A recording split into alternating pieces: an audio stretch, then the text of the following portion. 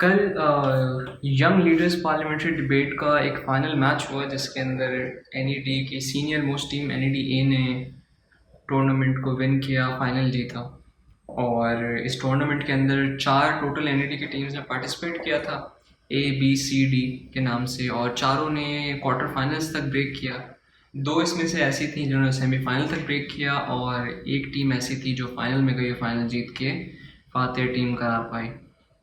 तो इससे पहले एक जर्नी की स्टोरी है, वो आपसे शेयर करना चाहूँगा कि एक बच्चा है जो 2015 में एनईडी यूनिवर्सिटी में एनरोल होता है और वो देखता है कि एनईडी के अंदर कोई डिबेटिंग सोसाइटी फंक्शनिंग हालत में नहीं है। तो वो बड़ा परेशान होता है क्योंकि वो स्कूल कॉलेज लेवल से डिबेट्स करता आया है उर्दू में, और उसको ये ख्वाहिश है कि वो यूनिवर्सिटी में चूँकि एनईडी के नाम पे गया है तो वो एनईडी के नाम को रिप्रेजेंट करे और एनईडी को ना मतलब मशहूर करवाए, अपनी रिकग्निशन हासिल करे उसके थ्रू, और रिकग्नाइज हो एडमिनिस्ट्रेटिव लेवल पे। उसका ये शौक़ था। उसने रिसर्च की तो उसको अंदाज़ा हुआ कि एक public speaking forum NED university के नाम से फेसबुक ग्रुप है जहाँ पर इंग्लिश पार्लियामेंट्री डिबेट्स, एमयूएन्स के बारे में बड़ी अवेयरनेस है। वहाँ पर बहुत सारे लोग हैं, 3-4 हज़ार लोगों का ग्रुप है वो, लेकिन वहाँ उर्दू डिबेट्स का कुछ भी नहीं है। उस ग्रुप की एक एडमिन थी, असरा नाम था उसका, असरा रिजवान। वो एडमिन थी तो उसको मैसेज किया उस बच्चे ने और कहा कि मैं उर्दू डिबेटर हूँ, मैं चाहता हूँ कि यहाँ पर मैं उर्दू डिबेट्स को कॉमन देखूँ और मुझे बड़ी हैरानी है कि आप लोग क्यों नहीं आप उस पर काम करते। कराची में तो इतने कॉम्पिटिशन होते हैं, आप जाएँ उसमें, बल्कि ऑल पाकिस्तान लेवल पे बहुत कॉम्पिटिशन होते हैं, उस पर क्यों नहीं जाते आप। तो उन्होंने कहा कि मैं एक स्टार्टअप चला रही हूँ ओपन माइक के नाम से, और हमारा काम यही है कि हम पब्लिक स्पीकिंग की जो कल्चर है उसको कॉमन करें। तो हमारे पास उर्दू के लिए कोई ऐसा सच बंदा नहीं था जो काम कर सके, तो अगर आप करना चाहते हैं तो आप आएँ हमारे साथ, हम मिल के काम करते हैं। मैंने कहा वेल इनफ, अच्छा ये बच्चा मैं ही था, ये मैंने बीच में रिवील कर दिया। खैर, तो मैंने काम करना शुरू ऐसे किया कि I started looking for competition जो हो रहे थे। पहले तो मैंने खुद पार्टिसिपेट किया उनके अंदर, और दूसरा ये कि मैंने कोशिश की जिन कॉम्पिटिशन में गुंजाइश थी एक से ज़्यादा टीम जाने की, वहाँ पे मैं उस इवेंट की प्रमोशन करके ऐसे लोगों को अट्रैक्ट करूं जो शायद कॉलेज स्कूल लेवल पे डिबेट्स करते आए हों या डेक्लेमेशन करते आए हों, तो वो आएँ और पार्टिसिपेट करें। ऑडिशंस रखे गए, ट्रेनिंग सेशंस रखे गए, जो आर्ट की हद तक जिस जिस हद तक मुझे वो स्पीकिंग का आर्ट आता था मैं सिखा रहा था लोगों को, और वो चीज़ फॉरवर्ड करने की कोशिश कर रहा था।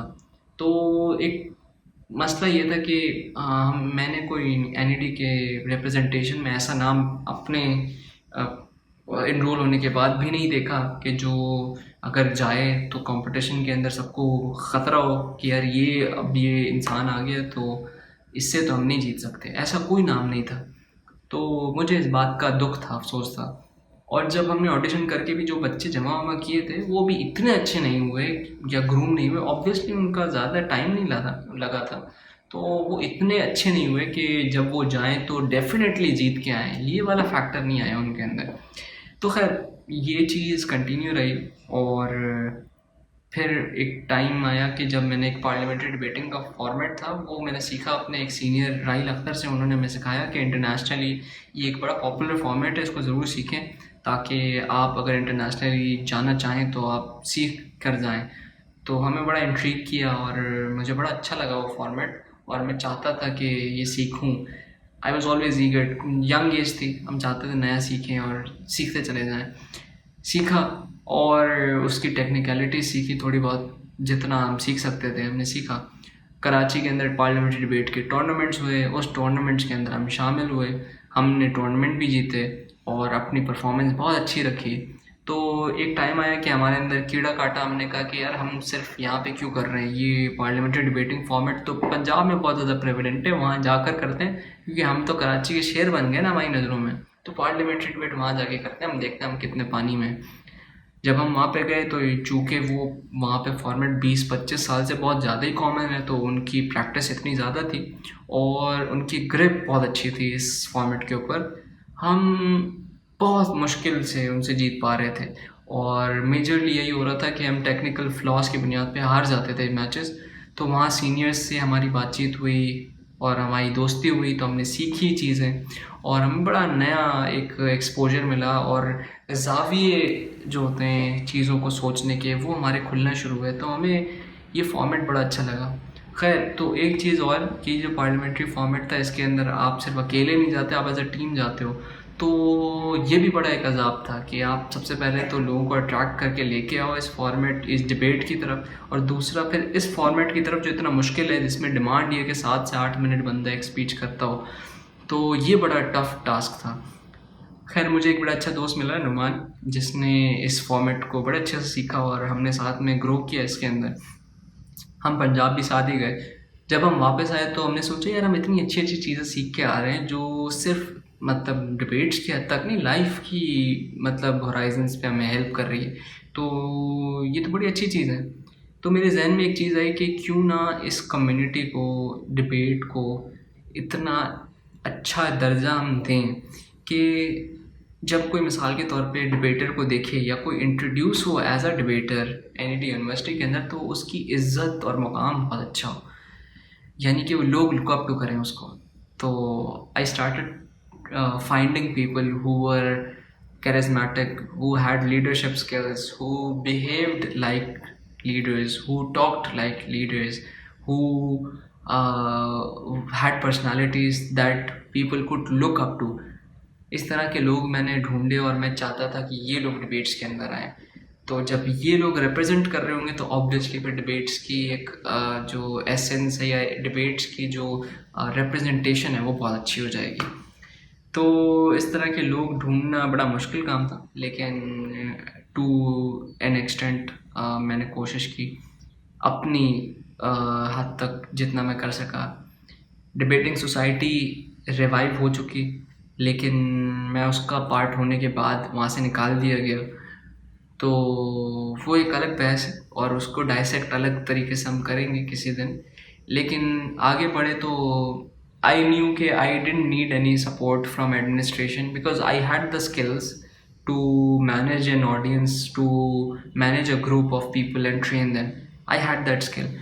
तो मैंने क्या किया कि मैं इस तरह के लोग जमा करके उनको कॉल कर करके वीक में मीटअप करता था और नुमान के साथ मिलके हम ट्रेनिंग सेशंस करते थे। किसी दिन अगर नुमान नहीं होता तो मैं अकेले कर देता था, अगर होता था तो साथ में करते थे।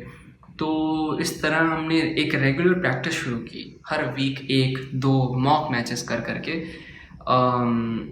हमने ट्रेनिंग करना शुरू की और बहुत सारी चीज़ें हम भी सीख रहे थे उसमें कि जजमेंट करते वक्त आप कितने एहतियात करते हो चीज़ों के बारे में और क्या चीज़ें कैसे सोचते हो। खैर, हमारे पास अच्छी 4 टीम्स तैयार हो गई, 3 से 4, और पार्लियामेंट्री डिबेटिंग का कंपटीशन आ गया। तो हमारे लिए बड़ी वो थी कि हमने इतना इन्वेस्ट किया है, अभी किसी चीज़ में कंट्रीब्यूट किया है, तो हम चाहते थे हमें भी पता चले कि हमारी ट्रेनिंग किस तरह की है, क्या हम वाकई अच्छा ट्रेन करते हैं या नहीं करते लोगों को। हमारी टीम्स ने वहाँ पे पार्टिसिपेट किया, ABC 3 टीम्स गई थी और जो सीनियर मोस्ट टीम थी ऑब्वियसली उसने इतना अच्छा परफॉर्म किया क्योंकि ऑब्वियसली उसके अंदर जो इंडिविजुअल्स थे वो बज़ाते ख़ुद भी बहुत क्विक लर्नर्स थे और उनकी अपनी नॉलेज बहुत और रिसर्च बहुत अच्छी थी, जिसकी वजह से उन्होंने अपना नाम बहुत जल्दी बनाया और मैचेस जीतना शुरू किए, टीम्स को आउट क्लास करके हराना शुरू किया, डोमिनेट करना शुरू कर दिया टूर्नामेंट्स के अंदर। और वी वर मेकिंग श्योर जब कुछ टूर्नामेंट हो रहा है तो हम उसमें पार्टिसिपेट ना करें स्पेशली, ताकि नए आने वालों को जगह मिले। और दूसरी बात ये कि हम अगर वहाँ पे एज जजेस हैं तो कोई ऐसा मैच हम जज ना करने जाएं जहाँ पर NED की टीम स्पीकिंग कर रही हो, बोल रही हो और एज पार्टिसिपेंट्स हो, कम्पीट कर रही हो, तो हम नहीं गए उन मैचेस में, ताकि सिर्फ और सिर्फ किसी के पास ये कहने को जुमला ना हो कि जज NED का है इसलिए NED जीती है। ये हम फैक्टर हटाना चाहते थे। तो बात आगे बढ़ी, हमारी NED की टीम्स बड़ी अच्छी परफॉर्म कर रही थी।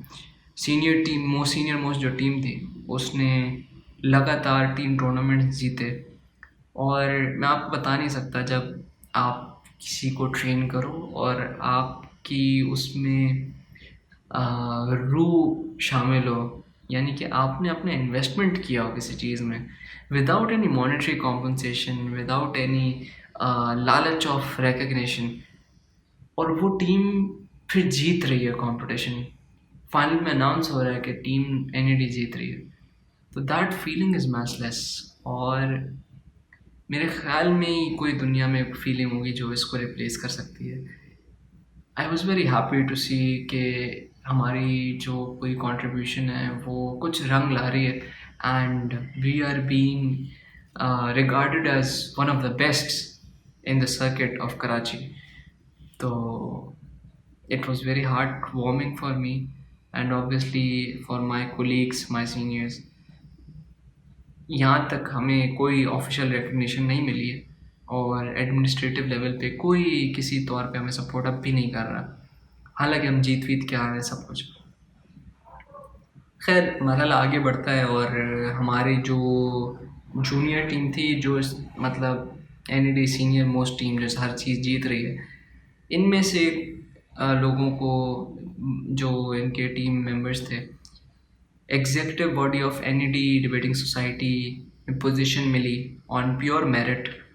इन्होंने रिस्पॉन्सिबिलिटी लेके पार्लियामेंट्री डिबेट्स की मज़ीद प्रमोशन के लिए एक पूरा टूर्नामेंट ऑर्गेनाइज़ किया जो इंटर डिपार्टमेंटल लेवल पे हुआ। उसमें 30 टीम्स आ गई।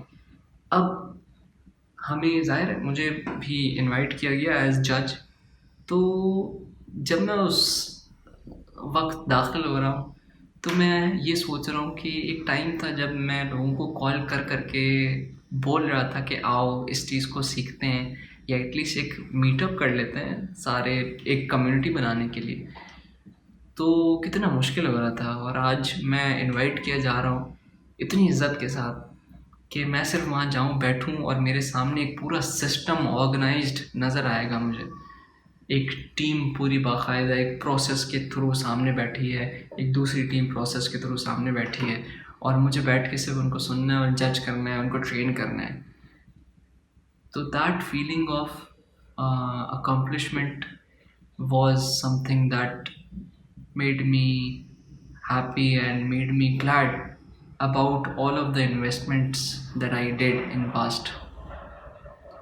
इसके बाद ये जब टूर्नामेंट ख़त्म हुआ, तो ऑब्वियसली प्रमोशन तो इतनी हो गई थी, और एक चीज़ जो मैंने नोटिस की वो ये कि जो विजन मैं शुरू में चाहता था कि डिबेटर को देख के लोग लुक अप टू करें, और वो देखें और बोलें कि यार ये बहुत अच्छी पर्सनालिटी वाला इंसान है, ये डिबेट्स करता है इसलिए। तो वो चीज़ मुझे फील होना शुरू हुई कि आहिस्ता आहिस्ता प्रेवलेंट हो रही है और विजिबल है अब। तो मैं बड़ा खुश हुआ वो देख के। मैंने कभी शेयर नहीं किया उन स्टूडेंट से या किसी और से, इसलिए मैं आज शेयर कर रहा हूँ। इसके बाद कोरोना वायरस की वजह से, पेंडेमिक की वजह से दूसरे पार्लियामेंट्री डिबेटिंग टूर्नामेंट्स कंटिन्यू नहीं हो पाए, लेकिन एक साल बाद यंग लीडर्स पार्लियामेंट्री डिबेट का, जिसका मैंने जिक्र शुरू में किया, इसका सेकंड एडिशन होता है, और इसके अंदर 4 एनईडी की टीम्स आती हैं, और जो सिर्फ सीनियर मोस्ट टीम एनईडी ए, जो 1 साल पहले 2 साल पहले एनईडी बी टीम थी, एनईडी ए में प्रमोट हुई, और ये वो वाहिद टीम थी जिसको मैं कम्प्लीटली जानता था। 3 लोगों को कम्प्लीटली जानता था, बाकी बी सी डी वो टीम्स थी जिनमें मैं शायद मुश्किल से कोई 1 या 2 लोगों को जानता हूँ। तो that was one of the most amazing feelings, and I was kind of curious as well कि यार I don't know how these guys will perform, या क्या शायद ये सिर्फ इसलिए आ गए कि एनईडी में ये एक पॉपुलर चीज़ हो गई है तो पार्लियामेंट्री डिबेट में घुस के आ गए आगे। ऐसा तो नहीं है। लेकिन to my surprise quarter finals में चारों टीम्स ने ब्रेक किया, जिसका मतलब है चारों teams were capable enough to compete, and they had this ability to have the winning attitude. ये सब जीती और आगे बढ़ी, and I was so surprised as well as happy, क्योंकि I didn't expect it to turn it out like this. So I felt very good, and जब final में हमारी एनईडी की टीम ए आई, और I was the deputy chief adjudicator of this tournament, and I made sure कि NED की कोई भी मैच के अंदर एनईडी का जज ना जाए, just for the sake of understanding कि हम चाहते हैं कि कल को कोई ये ना कहे कि आप चूँकि एनईडी से इसलिए एनईडी जीता है। कोशिश पूरी यही थी हमारी।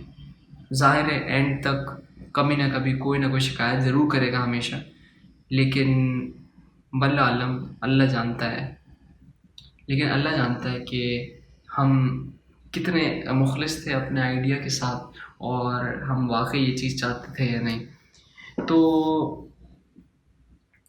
हमने ये देखा कि एनईडी टीम जीत गई। It was very nostalgic as well as a moment of redemption for the people who worked so hard in making this vision a reality of a debater being a celebrity in our university. So I was so happy to, when we won that tournament 2 years back, we took a photograph जिसके अंदर हमने winners को सामने नीचे नीज पे बिठा के वहाँ पे इनकी ट्रॉफीज़ रखी थी। बेस्ट स्पीकर की एक ट्रॉफ़ी रखी थी और जजेस की ट्रॉफ़ी रख के हम पीछे खड़े थे, जजेस मैं और नुमान, और एनईडी के जो जो पार्टिसिपेंट्स थे, जो जो जो स्टूडेंट्स थे, वो सारे जमा होकर हमने ग्रुप पिक्चर ली। फिर 2 साल बाद यही जब हाल हुआ कि एनईडी फिर जीत गया फाइनल, तो हमने एक पिक्चर रिक्रिएट की वापस से, जिसके अंदर सेम एनईडी के जो जीतने वाले लोग हैं उनको आगे बिठाया, उनकी ट्रॉफीज़ रखी, तमाम जजेस की ट्रॉफीज़ रखी, और जो फर्स्ट बेस्ट स्पीकर और थर्ड बेस्ट स्पीकर एनईडी की टीम्स को मिला वो सामने रखी। और वो जो 2 जजेस की शील्ड थी पिछले 2 साल, आज वो 6 जजेस के अंदर कन्वर्ट हुए, और जो सामने डिस्प्ले था और जो टीम थी, this was a moment where I realised कि आप अगर ज़िंदगी में किसी चीज़ के ऊपर काम करते हैं and you don't see any apparent recognition for it, but your cause is good and your aim is positive, आपकी नीयत साफ़ है, तो अल्लाह ताला एक दिन एक मोमेंट ऐसा ज़रूर लाता है जब आप सोचते हो कि यार वो जो इतनी बड़ी जर्नी थी ना, उसका जो